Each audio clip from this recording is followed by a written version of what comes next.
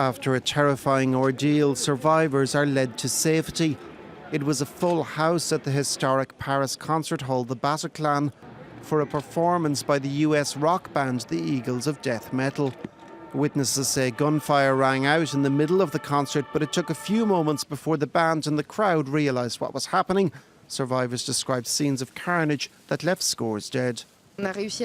We managed to escape through a door that was right on the stage, and we hid there for 2 hours. 25 people in a room, all stacked, one against the other, crouching and hearing Kalashnikov shots. It was as if people were being tortured.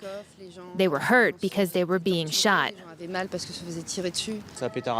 were blasts coming from everywhere. We tried escaping and then we ended up in front of the guy, but he didn't shoot us, so we were able to escape.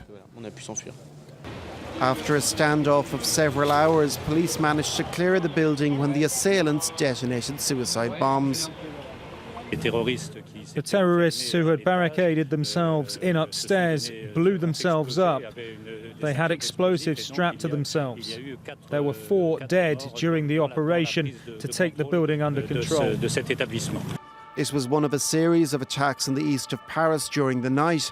Several café terraces were strafed with machine gun fire. One was a popular Cambodian restaurant in the 10th arrondissement. A France 24 journalist was dining there when the attack occurred. We were sitting right at the window when there was numerous gunshots directed at the window towards the restaurant that we were eating in. We immediately dropped to the floor with all the other diners, and we were there for maybe one minute, lying on the floor as we continued to hear numerous gunshots. I noticed the woman next to me had a fatal injury. Multiple explosions were also heard further north outside the Stade de France during the France-Germany friendly international.